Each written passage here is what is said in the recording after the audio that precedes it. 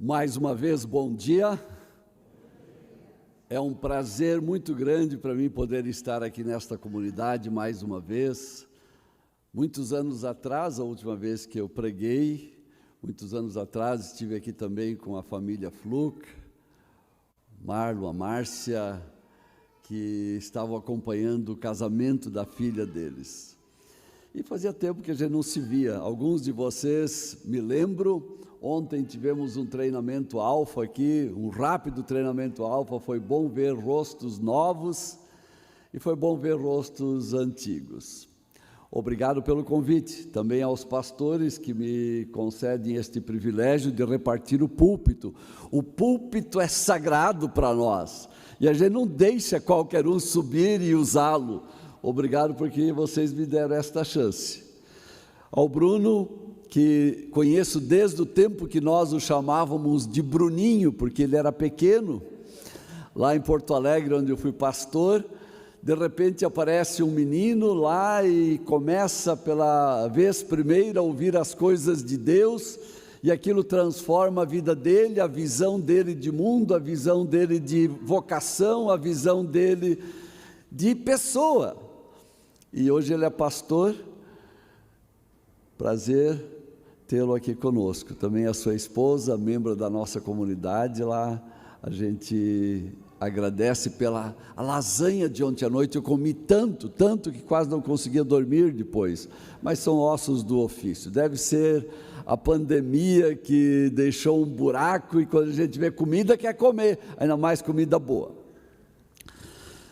Vocês, como eu, sabem que nós vivemos num tempo de uma grande miopia.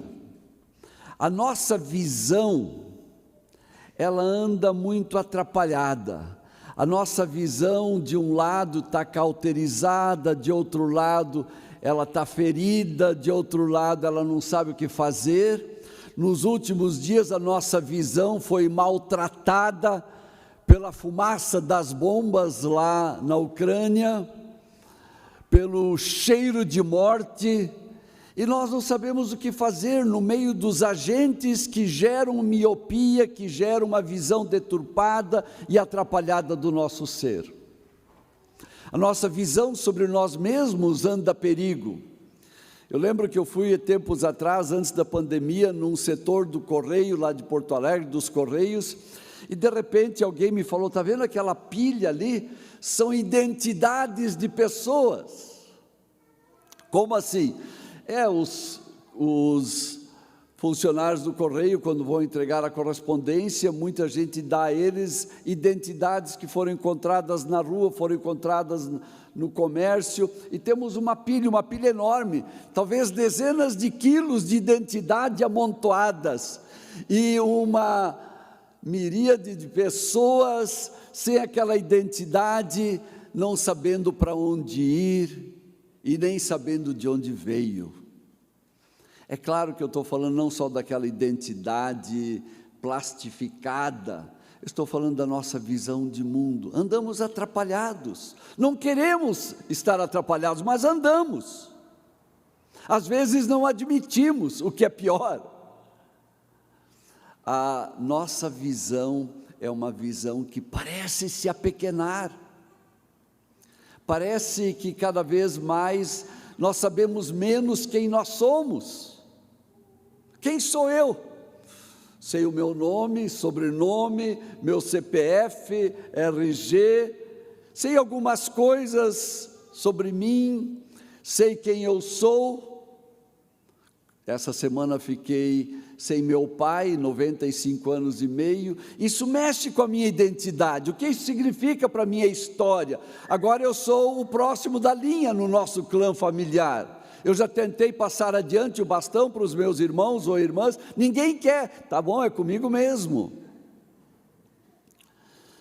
Mas não só nós temos a nossa visão turvada e turbada sobre nós mesmos, tantas vezes nós choramos, tantas vezes nós lamentamos, porque parece que as coisas não são como nós queríamos, é por causa da nossa visão.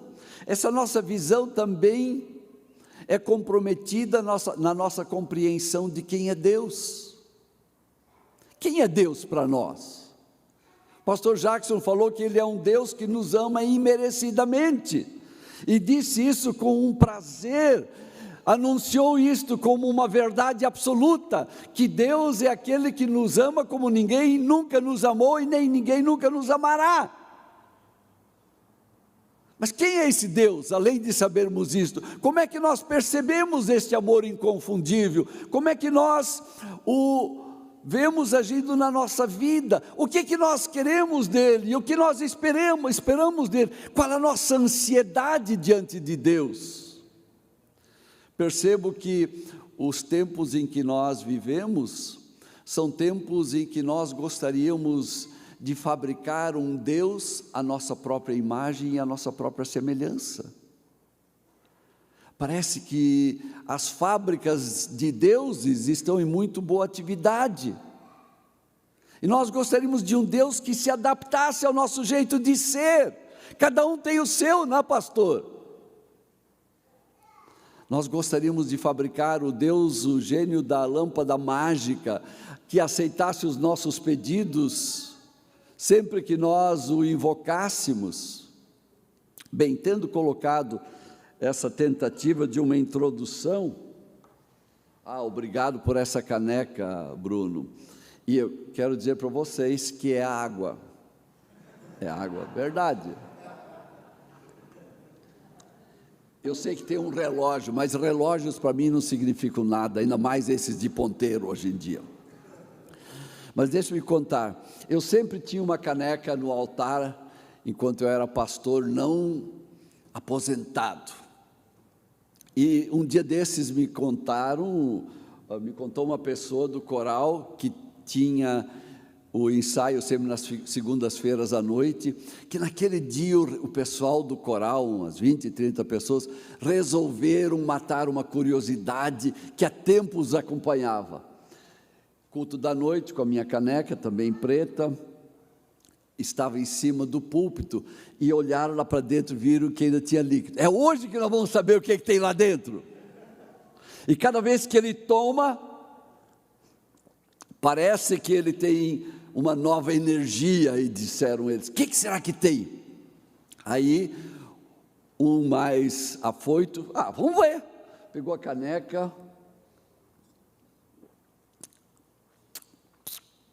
e dá para mim também. O outro sorveu um gole, 3, 4, 5, a metade do coral deu uma experimentadinha. O que acharam? Olha, eu não tenho certeza, mas eu acho que é água.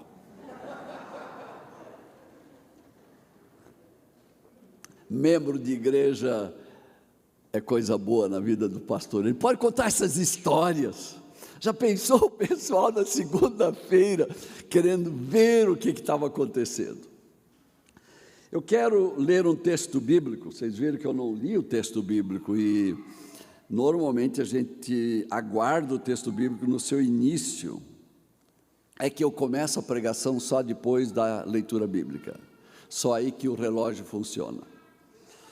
Se vocês têm a Bíblia e quiserem me acompanhar, em Jeremias capítulo 18, devo dizer que é um texto que me toca muito, me faz chorar, me faz rir, me deixa catatônico muitas vezes, e outras vezes me faz dançar. Ele é um texto de contradições,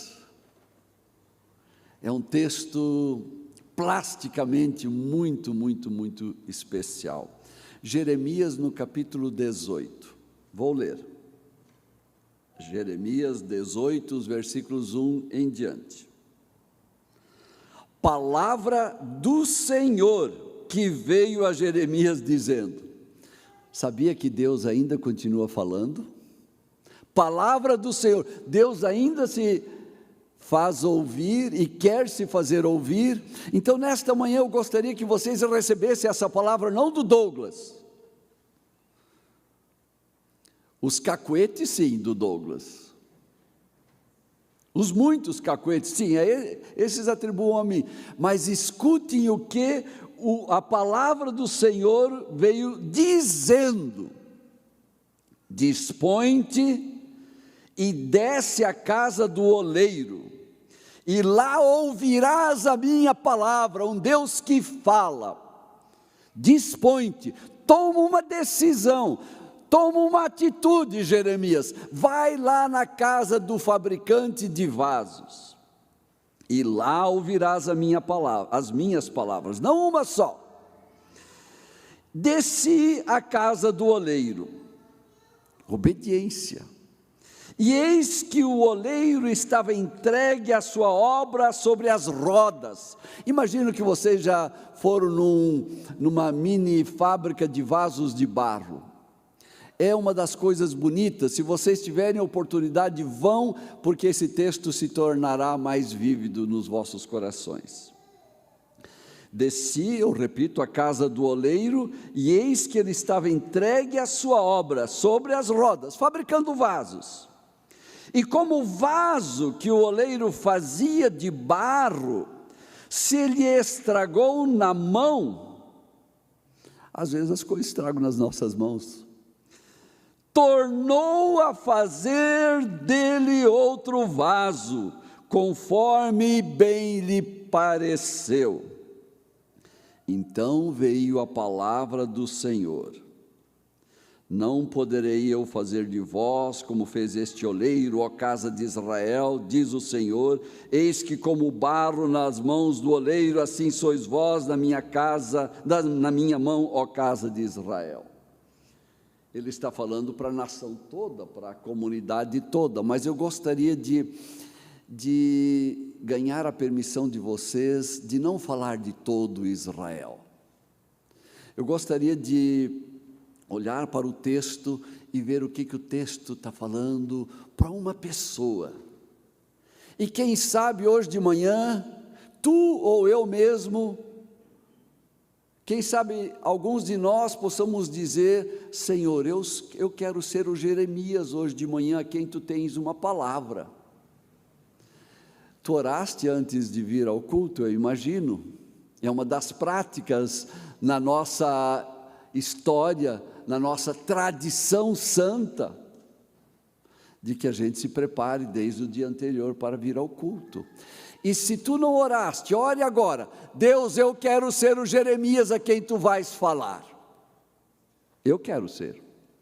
O que está acontecendo com o Jeremias? O Jeremias foi profeta em Israel por muito tempo.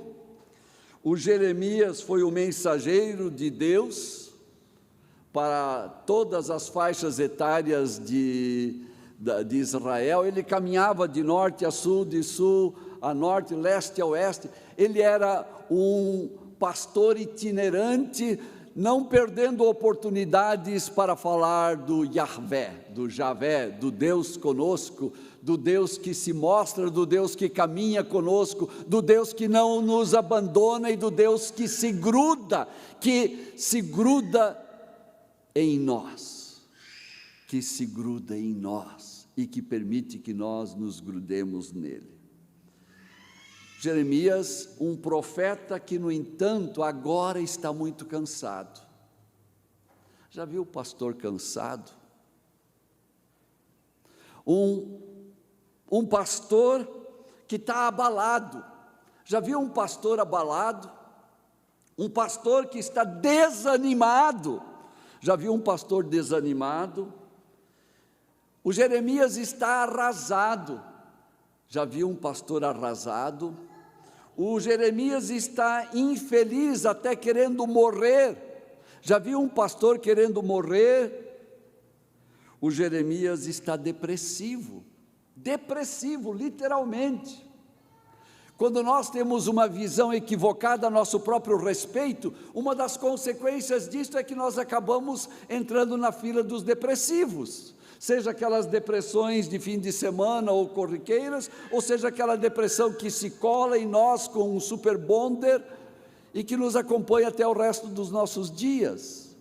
O Jeremias não está bem. O Jeremias está machucado.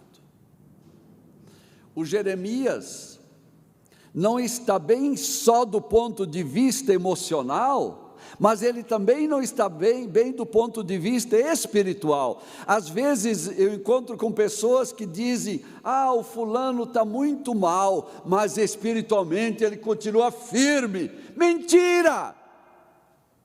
Quando eu estou emocionalmente mal, eu fico espiritualmente mal, a não ser que eu não me conheça, ou que eu queira fazer de mim uma coisa diferente daquilo que eu sou.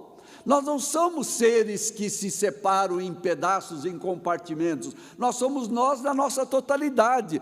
Quando estamos com a perna doída, isso afeta as nossas emoções, afeta a nossa espiritualidade, no mínimo. E o Jeremias está quebrado na sua totalidade. O Jeremias, que é um grande homem de Deus, encontra-se num estado lastimável. Sabia que os grandes homens, as grandes mulheres de Deus, também, vez ou outra, ou vez muitas vezes, passa pelos vales da sombra da morte, como nós, os mortais demais? O Jeremias, um homem de Deus, se encontra no estado lastimável. É assim que nós somos. E não queira um pastor que nunca passou por isto. Se o pastor que vocês terão daqui 10 anos ou daqui 20 anos, colocar lá no seu currículo que ele sempre foi muito valoroso e sempre foi muito fiel do ponto de vista da espiritualidade, desconfie um pouco. Mas acolham aquele que reconhece que ele é débil. Acolham aquele pastor que reconhece que é quebradiço. Acolham aqueles líderes comunitários que estão quebradiços também, como nós pastores. E por que o Jeremias está num estado lastimável? Eu vou tentar responder. O Jeremias foi pregador durante décadas em Israel. No entanto, ele percebe que a sua pregação não trouxe muitas coisas de concreto, não. Ele percebe de repente que as expectativas que ele tinha e que ele esperava ver se materializando após pregação sobre o assunto A, B e C, fossem assumidas e encarnadas pela comunidade. Mas ele olha assim de soslaio para trás e não vê nada, não percebe nada. Ele viu que os seus projetos e os seus muitos sonhos pastorais se evaporaram, não se realizaram. Ele viu que a maioria das pessoas não estão nem aí para aquilo que eles ouvem. A pregação, do ponto de vista do Jeremias, não surtiu os efeitos práticos. Coisa boa quando a gente é pastor visitante, como eu estou sendo nesta manhã, e vou embora daqui a pouco, a gente pode falar de muitas coisas sem medo de que seja xingado por educação. Então vocês sejam educados comigo se sentirem que eu estou falando algumas coisas exageradas. O Jeremias pregou, mas as injustiças entre o povo são as mesmas. A corrupção é a mesma, a hipocrisia é real. Afinal de contas, ele está com pessoas de espiritualidade, e pessoas que têm espiritualidade também são hipócritas. E eu tenho sido muitas vezes hipócrita, eu tenho muitas vezes sido alguém que se julga no direito de julgar por que as pessoas não estão mais rapidamente crescendo na fé. E o Jeremias começa a lamentar. Aliás, ele escreveu um outro livro, há um outro livro na Bíblia escrito por Jeremias, sabe qual é o nome dele? As Lamentações de Jeremias. As Lamentações, um livro exclusivamente quando ele está lamentando diante de Deus, como ele faz aqui, de uma maneira bem rápida e de uma maneira bem diminuta. O Jeremias está quase desistindo do pastorado. O Jeremias está quase desistindo da sua vocação de ser um membro da equipe pastoral da sua comunidade. O Jeremias está querendo desistir do pastorado porque ele vê que aquelas pessoas que labutam nos presbitérios, nas diretorias, também não alcançam os seus objetivos e sofrem porque muito do povo só sabe criticar. O Jeremias está com isso na cabeça. Ele está em crise com Deus, ele está de briga com Deus. Está de briga com Deus. Está de briga com Deus. Mas é no meio dessa crise do Jeremias que Deus vem. E eu escrevi aqui no meu caderno uma paráfrase do que Deus diz para o Jeremias. Olha o que Deus diz para ele na sua desgraça plena. Jeremias, não fique em casa curtindo as tuas dores, Jeremias. Não fique em casa enclausurado, de porta fechada, de janela trancada, de cortina cerrada. Não fique em casa curtindo as tuas dores, as tuas decepções, as tuas amarguras. Saia da tua casa, Jeremias, saia do buraco em que tu te encontras, saia da toca onde tu te enfiaste. Jeremias, quero te fazer um convite, me dê a mão e vamos lá visitar a casa do oleiro, do fabricante de vasos. Vamos lá, vem comigo, vem comigo. Jeremias não perguntou nada, simplesmente foi. E quando ele chega lá, aliás, antes dele chegar lá, o convite que Deus faz para o Jeremias, eu duvido que ele entendeu. O convite que Deus faz para o Jeremias, eu duvido que ele compreendeu. Mas é impressionante que ele mesmo assim obedece. Nós não precisamos obedecer os múltiplos chamados de Deus. Nós não precisamos fazer aquilo que Deus nos chama a fazer, ser os seus agentes neste mundo que ainda é de Deus. Nós precisamos obedecer. Mesmo não entendendo patavina, mesmo não entendendo nada, mesmo estando mais embaraçado ainda diante de certos convites que Deus nos faz. E o Jeremias chega lá na casa do fabricante, triste, desanimado, com pena de si mesmo, e ele vê que aquele homem, o oleiro, pega um punhado de barro, mais ou menos deste tamanho, e coloca no centro da roda da mesa que é movimentada pelos seus pés, aqui embaixo, e o Jeremias vê que daquele punhado de barro, um pouco mal cheiroso, que daquele punhado de barro com os dedos das suas mãos e a roda se movendo, ele vai apalpando daqui, vai apalpando dali, vai dando mais pressão com o minguinho, vai dando mais pressão com o indicador, e com o polegar ele ajeita aqui e aqui, e o Jeremias pensa, minha nossa, como esse cara entende do que ele faz, minha nossa.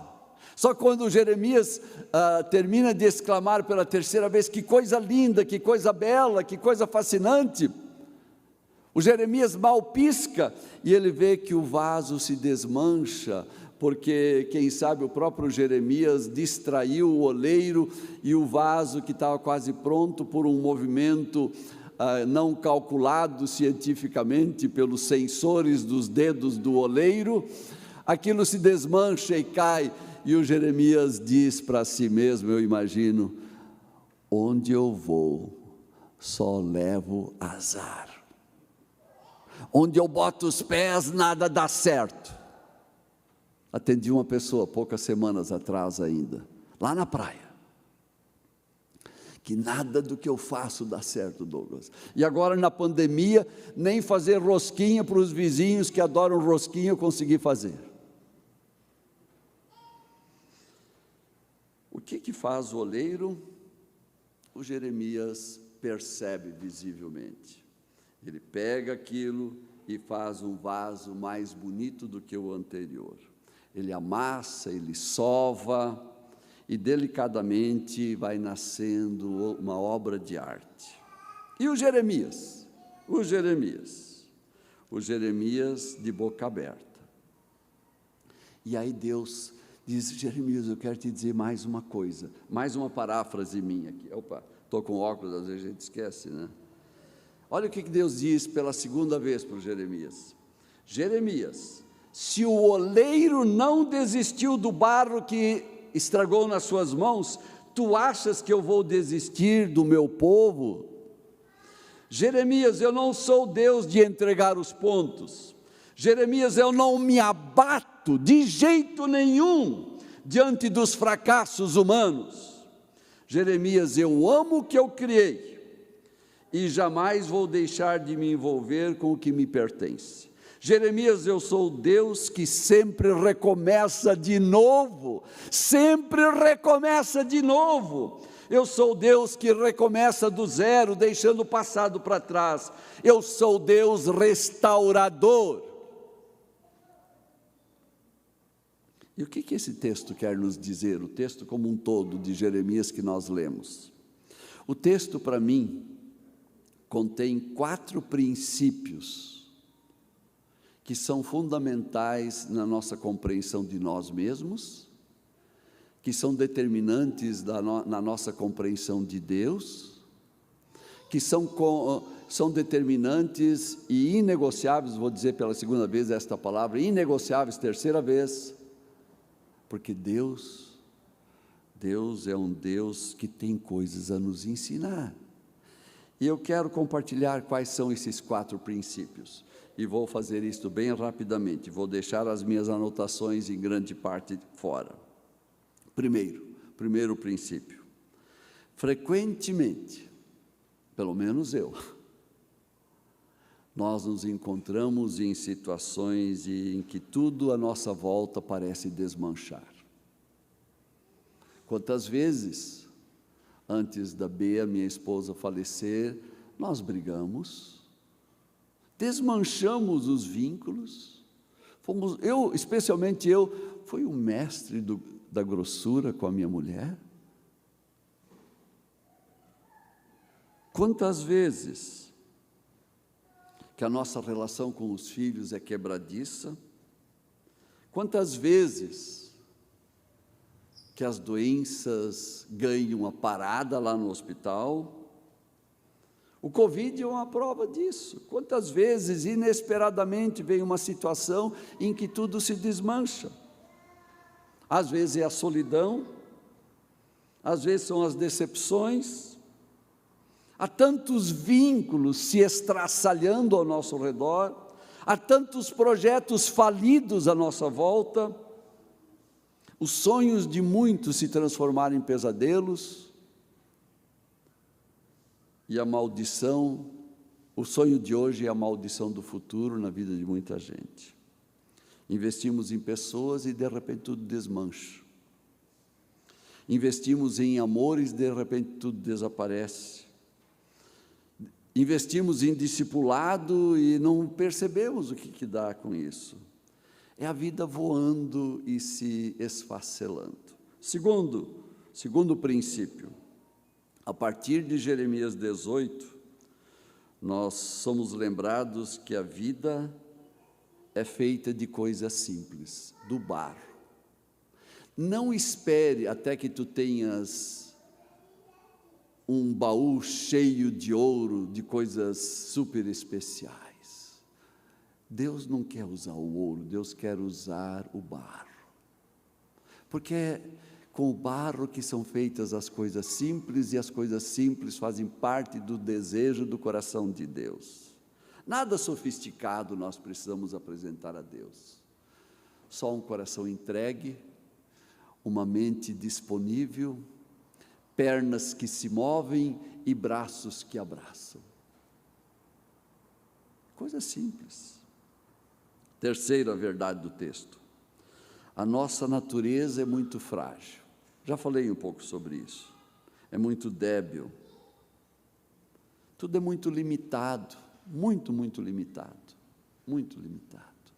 Quando nós vemos, é um telefonema, como recebi na segunda-feira de madrugada, minha irmã mais nova: Douglas, aconteceu.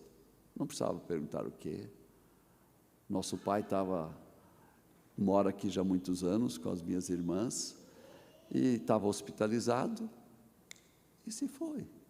Tudo é tão frágil, tudo é tão frágil. A nossa natureza é frágil e nós somos frágeis.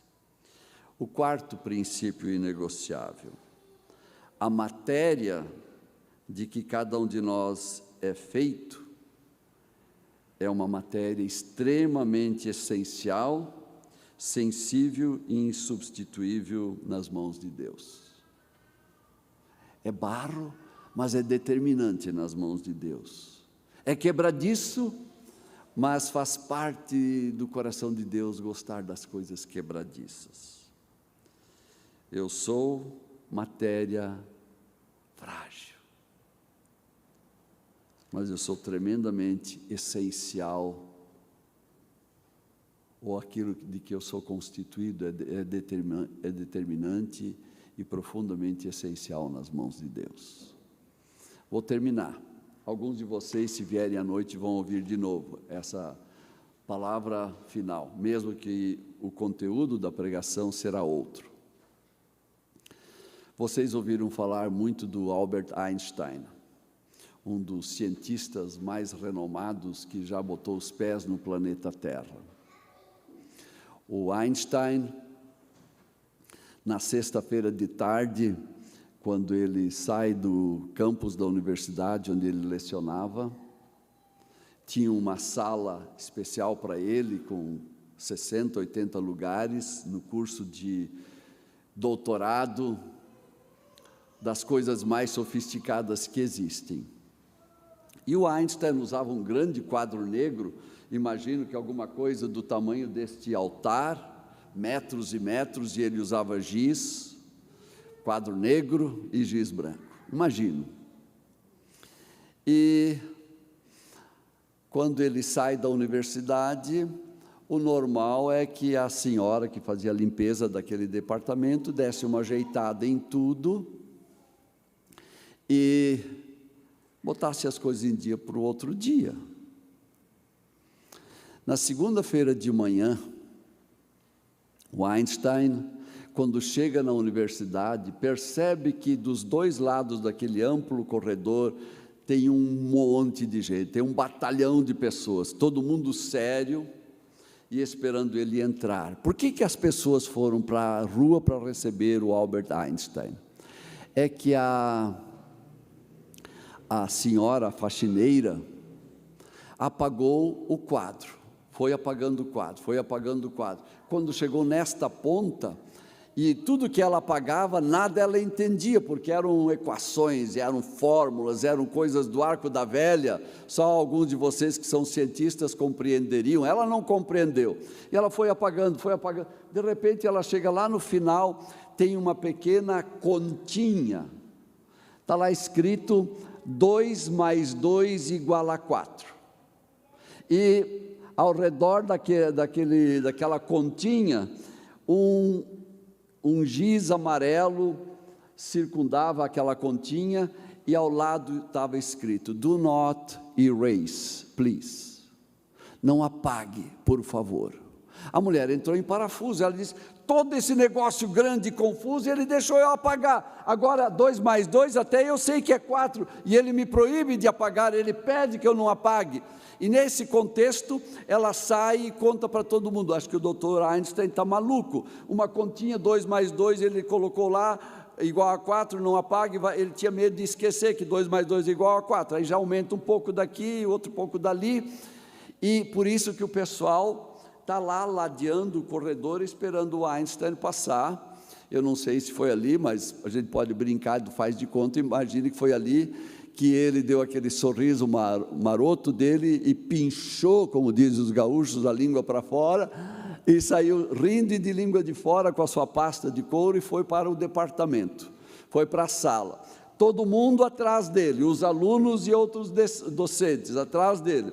Ele vai para a cátedra, que era suntuosa na universidade, e ele olha para as pessoas, nos olhos, e aí ele fica quieto, ele fica sério, E ele diz: eu sabia que isto ia acontecer.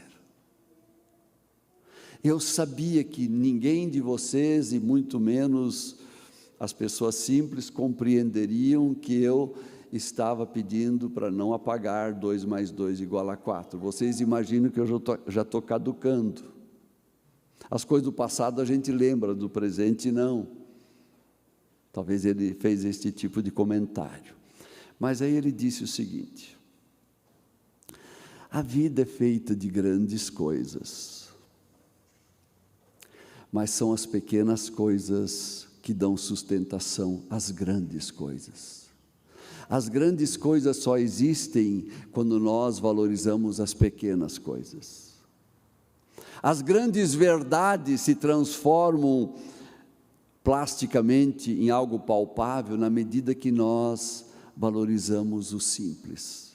Vocês podem esquecer tudo, mas não esqueçam do essencial: 2 mais 2 igual a 4.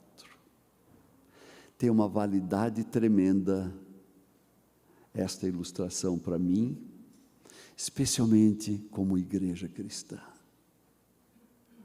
É o elementar, é o simples que deve fazer parte dos nossos planejamentos. Amém.